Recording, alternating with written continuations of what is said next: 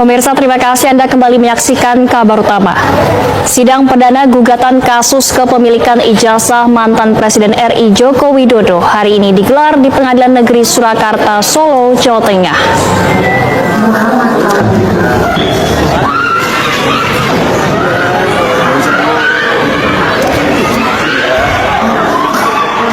Sidang dimulai pada pukul 10.30 waktu Indonesia Barat, dipimpin Hakim Ketua Putu Gede Haryadi dan Hakim Anggota Stigna dan Wahyuni Prasetyaningsih. Proses sidang sempat diskors oleh majelis hakim karena terdapat administrasi yang belum lengkap dari pihak tergugat.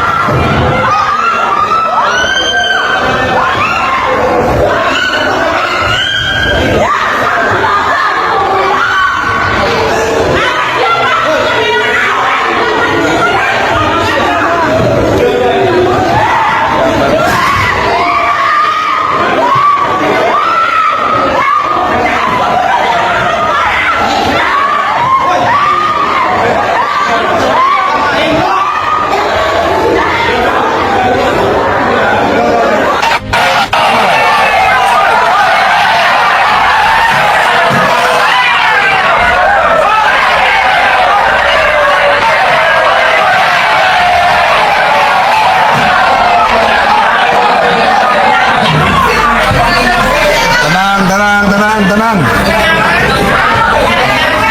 Hari waktu sidang di UGM dengan terang-terang beberapa catatan kami bahwa mereka mengakui kami akan memberikan semua data-data apabila keputusan nanti. Tapi faktanya satu, karena menutupi kebohongan UGM sehingga dia tidak berani, dia masuk ke TUN. Nah, catatan bagi kami, waktu yang dia masuk ke TUN sudah melewati, harus 14 hari setelah dibacakan putusan, setelah terima putusan. Dari sini kita kembangkan, ini ternyata diskusi dengan ahli hukum, termasuk Pak Hakim, mantan Hakim kita Pak Dwi dan lawyer kita. Ternyata kita sepakat dengan Pak Lasma Muryono, kita sepakat bahwa ini ada terjadi perbuatan melanggar hukum. Fakta persidangan yang menjadi fakta hukum kan di KIP. Ya. Ketahuan di KIP bobroknya bagaimana, ada yang tidak bertanda tangan, ada yang hilang, ketahuan semua. Itu jadi fakta persidangan, menjadi fakta hukum dan kita lanjutkan ke tahap berikutnya. Ya. Dan itu nanti yang kita perbuat menjadi bahan-bahan perbuatan melawan hukum kita. Oke. Nah, pada uniknya katanya nggak berwenang mengadili lah, apalah. Tidak berwenang mengadili, ya karena udah. ini urusan KPU katanya. Terus siapa yang berwenang kalau begitu? Oke, dalam hal ini kesempatan itu saya akan menyampaikan bahwa saudara Joko Widodo ini telah melakukan pembangkangan terhadap seluruh bangsa Indonesia. Pertama ketika tanggal 16 April 2025, ketika warga masyarakat datang ke rumahnya minta dia untuk menentukan ijazahnya, beliau tidak mengizinkan pada waktu itu. Kemudian yang kedua, ketika dalam sidang-sidang yang mestinya beliau dihadirkan untuk datang, beliau tidak datang. Itu dalam sidang-sidang yang berkaitan. Kemudian yang ketiga, hari ini adalah kelanjutan dari putusan dari Komisi Informasi Pusat bahwa di sana dalam Undang-Undang Nomor 14 Tahun 2008 Pasal 17 dan 18 sebagai pejabat negara beliau harus bersedia katakanlah memang dalam prosesnya juga harus mengikuti prosedur kalau dokumen-dokumen yang katakanlah masalah ijazah dan lain-lain itu terbuka untuk umum.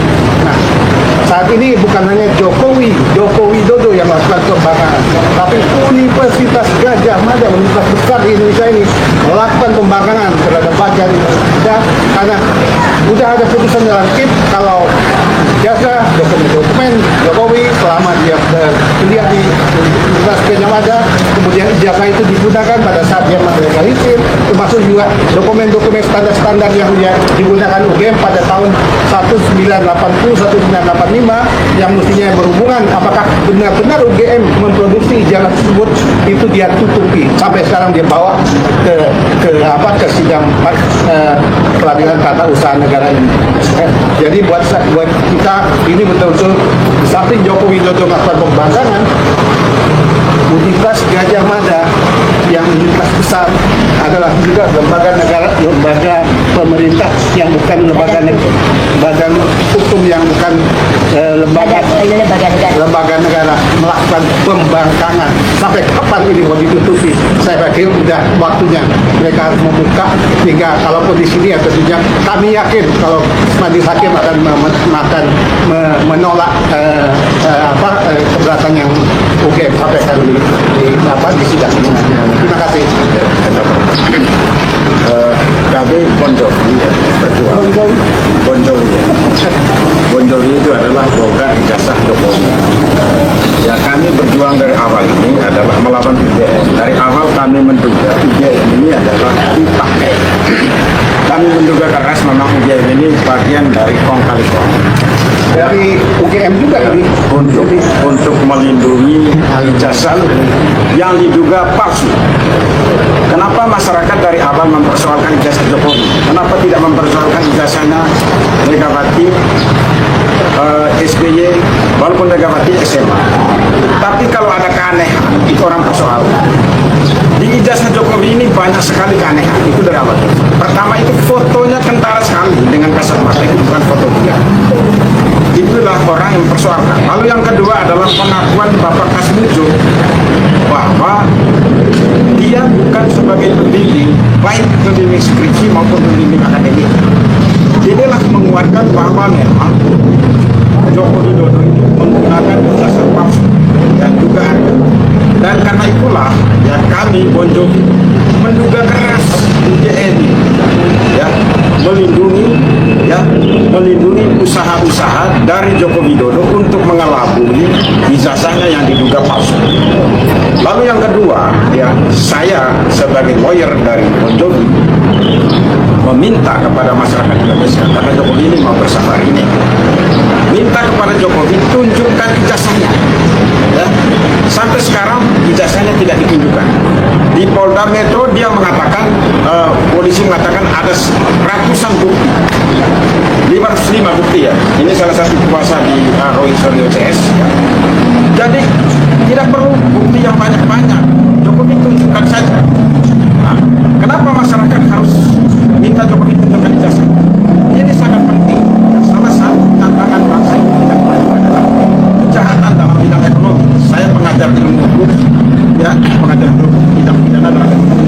Salah satu tindak pidana dalam ekonomi itu adalah tindak pidana pemalsuan. Ya, pemalsuan akte otentik, pemalsuan rumus, dan pemalsuan ijazah-ijazah seperti ini. Ijazah itu sangat rentan digunakan, yang menimbulkan satu hak. Jadi itu kami akan ada di Jokowi dalam persidangan ini. Kami minta BUMN, PT UN ini tidak boleh mau ditunggangi oleh usaha-usaha untuk melindungi ijazah palsu.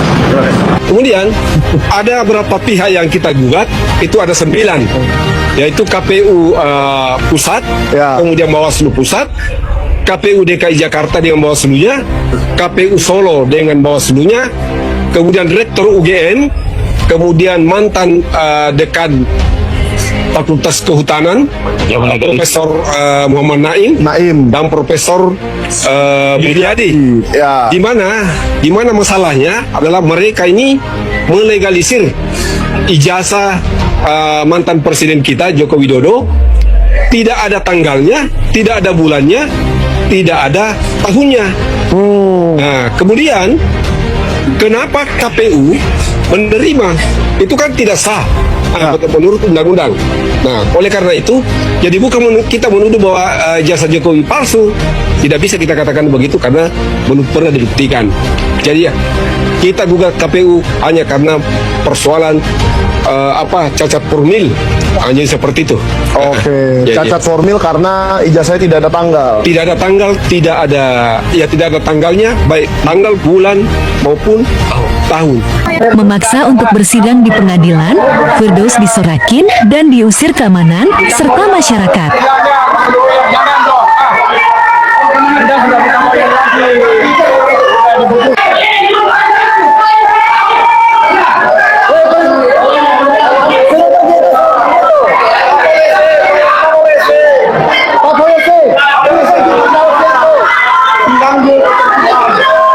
Thank you.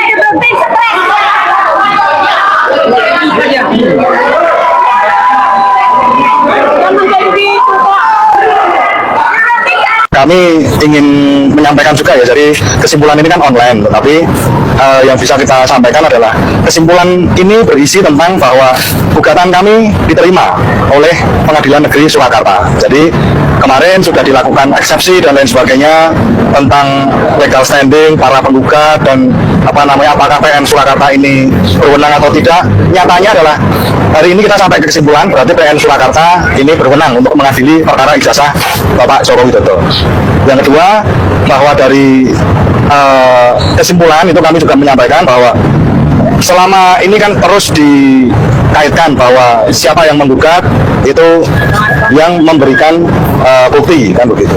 Kami sudah menyerahkan bukti sebanyak mungkin yang kami bisa peroleh, termasuk juga ada perbandingan bukti ijazah dari Pak Rujito. Jadi itu ijazah asli yang sejaman, jadi tahunnya sama, tahun 85. Kemudian kami juga sudah sampaikan ada buku Jokowi White Paper beserta saksi, yaitu saksi ada Pak Jenderal Groseno, kemudian ada Prof. Bagas, kemudian juga tidak lupa ada 4 saksi ahli yang kami sampaikan juga.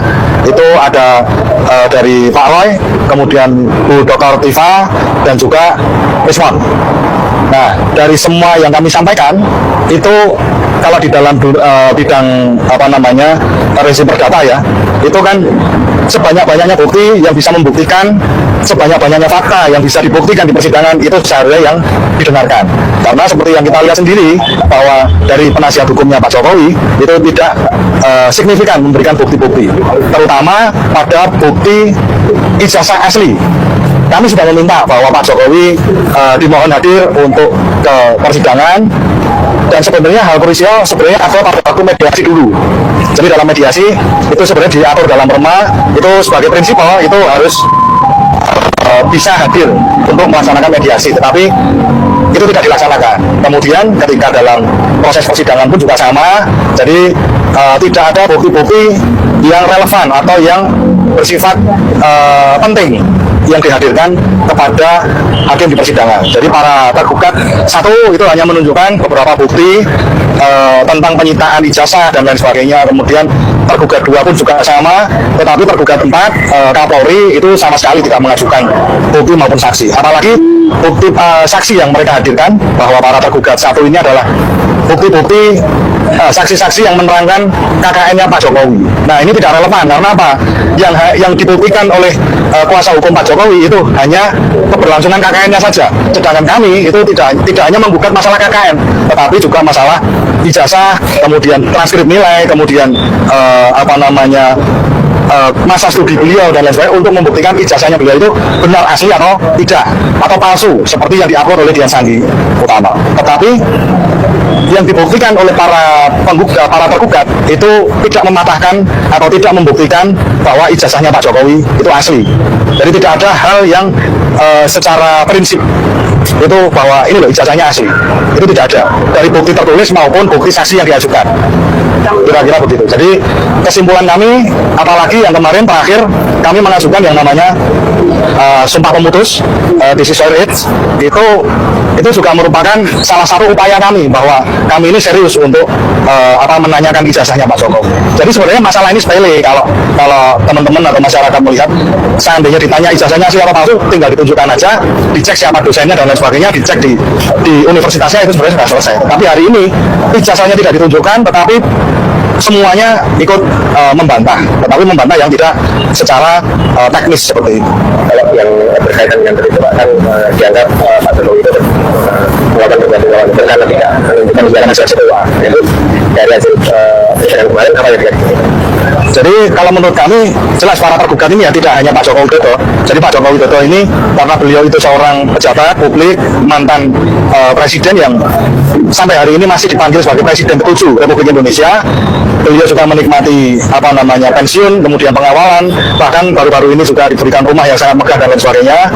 Itu menurut kami ya melakukan perbuatan melawan hukum, karena ketika ketika ditanya ijazahnya saja kok tidak gitu. Diserang habis-habisan, diungkap aib-aibnya.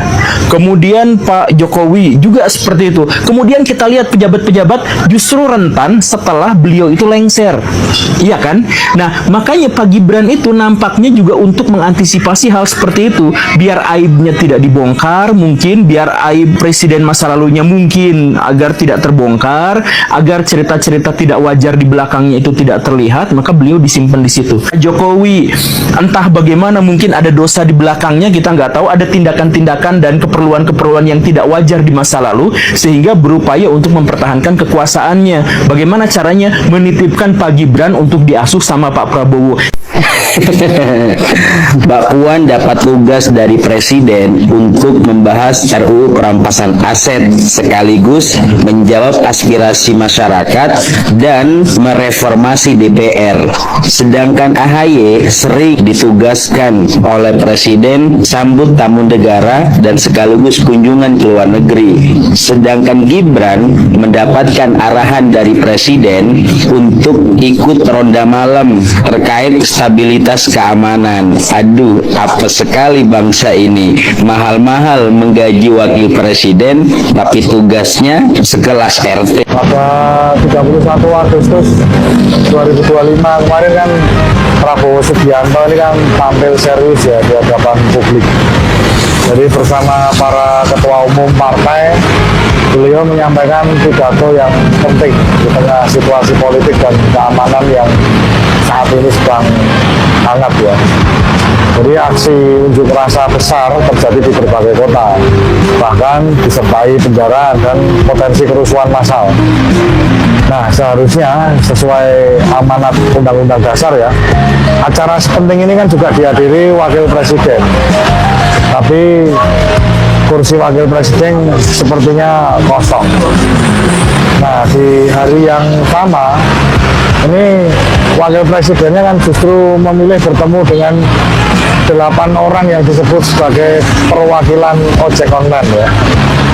Pertemuan ini kan menuai komentar beragam ya dari publik ya. Jadi banyak pengemudi yang asli ini kan membantah mengenai cara perwakilan tersebut ya. Jadi dari perpakaian mereka yang rapi dan jauh dari kesan pengemudi ojol yang sehari-hari, ini memperkuat anggapan bahwa ini sebenarnya hanya pertemuan yang pencitraan begitu sifatnya. Keputusan Wakil Presiden untuk hadir di acara seperti itu, sementara Presidennya berpidato soal situasi serius negara. Nah, ini kan menimbulkan pertanyaan besar tentang prioritasnya. Dan tentu juga membuat publik kan bertanya-tanya bagaimana kemesraan yang kemarin terjalin itu kan sudah mulai goyah sekarang. Jadi ketidakhadiran Gibran di forum sepenting itu, ini kan bisa menjadi bahan analisa ya. Jadi idealnya seorang wakil presiden ini kan hadir mendampingi presiden saat negara menghadapi ancaman besar. Tapi yang terjadi kan justru tidak seperti itu. Prabowo berdiri sendiri di panggung sementara Gibran sibuk dengan agenda yang dinilai ya tidak penting lah. Hal semacam ini kan menimbulkan kesan bahwa kepemimpinan nasional saat ini kan tidak solid ya. Jadi publik pun juga semakin melihat. Ya, halo teman, kembali lagi bersama saya di channel ini. Kita sudah menyaksikan teman-teman cuplikan video yang sangat menarik. Dan tentu teman-teman, sebelum kita berada lebih dalam isu panas hari ini, jangan lupa untuk berikan komentar kalian dan subscribe channel ini agar teman-teman tidak ketinggalan informasi menarik yang kita sampaikan. Nah, teman-teman, di cuplikan video kali ini kita melihat teman-teman sejarah mencatat sebuah momen yang sangat mengejutkan dan bisa dibilang menjadi sejarah baru dalam dunia hukum dan politik tanah air. Ya, di mana teman-teman ruang sidang mendadak gempar dan penuh sesak oleh pengunjung. Ya, di mana sebuah rahasia besar yang selama ini ditutupi akhirnya mulai terkuak setelah munculnya seorang saksi kunci yang sangat ditunggu-tunggu. Nah, teman-teman, semua menariknya saksi ini bukanlah seorang pejabat ataupun politisi, melainkan seorang pembuat dokumen percetakan berpengalaman puluhan tahun dari kawasan Pasar Pramuka, Jakarta. Ya teman-teman semua, di hadapan majelis hakim, saksi yang biasa disebut Bapak S, ya ini memberikan pengakuan yang bikin bulu kudu merinding. Ya dimana teman-teman di bawah sumpah ia dengan lantang menyatakan, "Yang mulia hakim, saya datang dengan sini untuk jujur. Ijazah yang dipegang Joko Widodo itu saya yang buat di tempat saya di Pasar Pramuka." Ya, ia mengaku sangat mengenali hasil karyanya sendiri dan menegaskan bahwa dokumen tersebut dicetak di Jakarta, bukan keluaran asli dari UGM Yogyakarta. Ya teman-teman, kronologinya begini. Yang pertama, pesanan tahun 2013, saksi membeberkan bahwa sekitar tahun 2013 menjelang Pilpres, ada seseorang yang membawa contoh ijazah lama UGM dan meminta dibuatkan dokumen yang sangat mirip dengan imbalan uang muka yang besar. Yang kedua teman-teman, ciri khas cetakan. Nah, saksi menjelaskan detail kertas khusus yang digunakan serta nodahi tinta kecil di sudut kiri bawah Alkitab mesin cetaknya sendiri, sebuah ciri khas unik yang hanya diketahui olehnya. Selanjutnya teman-teman, adanya keganjalan forensik. Nah, di sini yang memperkuat kesaksian ini adalah hasil laboratorium forensik. Ahli menyebutkan bahwa jenis kertas pada dokumen tersebut baru diproduksi tahun 2004 ke atas, padahal klaim lulusannya bertahun-tahun jauh sebelum itu. Ya, selain itu teman-teman, tanda tangan dekan di ijazah tersebut diduga kuat merupakan hasil tiruan dari foto buku tulisan tangan langsung. Ya teman-teman, mendengarkan pengakuan yang begitu terperinci dan didukung oleh bukti fisik bisa kertas cetakan yang disimpan bertahun-tahun oleh saksi, ya kubu pembela pun hanya bisa bertunduk lesu dan tak mampu membantah lagi. Ya, hakim bahkan sampai menegaskan di persidangan bahwa dokumen tersebut merupakan barang bukti pemalsuan. Ya teman-teman semua, dampak hukum dari peristiwa ini tentunya sangat fatal. Jika syarat percalonan terbukti menggunakan dokumen yang tidak sah, maka segala kebijakan, peraturan hingga keputusan hukum yang lahir selama masa jabatan tersebut bisa digugat dianggap cacat hukum. Ya, kejadian luar biasa ini memberikan kesan moral yang sangat mahal bagi kita semua, bahwa sehebat apapun kekuasaan menyembunyikan sesuatu, pada akhirnya kejujuran akan kebenaran akan menemukan jalannya sendiri untuk terungkap. Ya teman-teman semua, bagaimana tanggapan kalian mengenai fakta-fakta persidangan yang mencengangkan ini? Ya teman-teman, mari kita berdiskusi secara sehat di kolom komentar di bawah, dan jangan lupa teman-teman untuk berikan atau share video ini ke teman-teman kita yang lain agar banyak yang melek akan politik. Ya di sini juga teman-teman kita melihat di kolom komentar di bawah ada beberapa tanggapan netizen, dan mari kita lihat bersama teman-teman bagaimana perkembangannya. Ya teman-teman, di sini disampaikan oleh teman kita Irwan. Di sini dia berpendapat teman-teman, sampai banyak melibatkan kuasa hukum demi mempertahankan kebohongan ruwet dungu. Ya teman-teman, kita lanjut. Di sini disampaikan oleh teman kita Sawariari. Di sini dia berpendapat teman-teman, benarkah? Jika benar, rakyat akan senang supaya drama gak kepanjangan, situasi tidak selalu gaduh umek hanya gara-gara satu orang.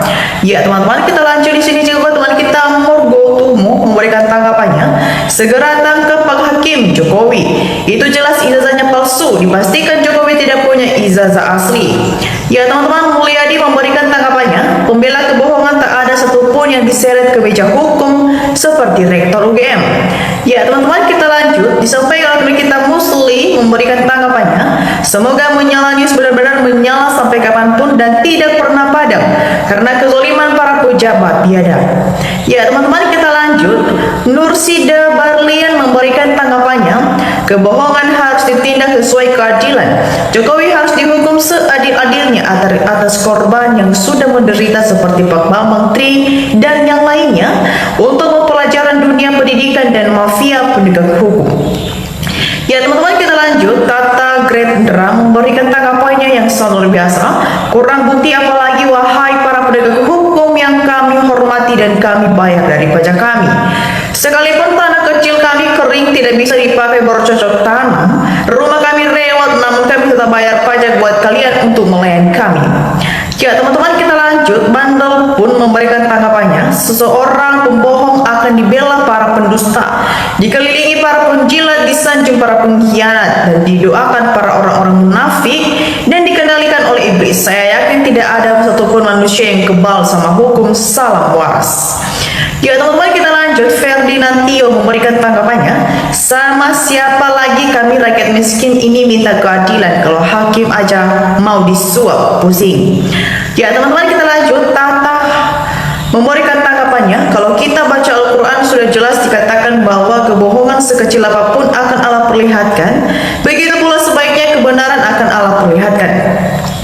Disampaikan teman kita Gondol Smithy memberikan tanggapannya, setelah sidang ijazah palsu Jokowi selesai di sidang, lanjut ke sidang para menteri yang koruptor yang menyebut nama Jokowi harus hasilkan persidangan, kalau tidak rakyat akan demo.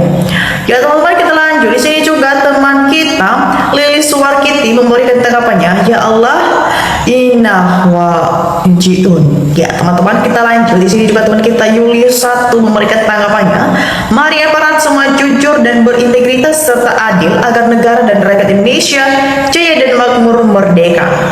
Ya teman-teman, kita lanjut. Di sini juga teman kita Suratman memberikan tanggapannya, atas doa rakyat yang cinta tanah air dan cinta kejujuran, maka Allah membuka pintu kebenaran. Allah Maha Kuasa dari seluruh alam semesta beserta isinya. Ya teman-teman, kita lanjut. Di sini juga teman kita Dwi Sri Pujanto memberikan tanggapannya, jika ijazah UGM Joko Widodo palsu, harusnya Pak Prabowo perintahkan Kejaksaan Agung untuk menangkap Joko Widodo ini, baru hebat. Ya teman-teman, kita lanjut. Di sini juga teman kita Soetrimo memberikan tanggapannya, seluruh rakyat Indonesia berslogan tangkap dan adili Jokowi sekeluarga rezim pelaksana KKN perusak konstitusi terkorup nomor 2 di dunia. Ya teman-teman, bagaimana tanggapan kalian mengenai isu polemik ini dan tanggapan teman-teman kita yang sudah kita dengar bersama? Jangan lupa teman-teman untuk berikan komentar kalian di kolom komentar di bawah. Dan demikian saya teman-teman untuk cuplikan video kali ini. Jangan lupa saksikan video berikutnya yang tak kalah menarik. Salam NKRI, harga mati.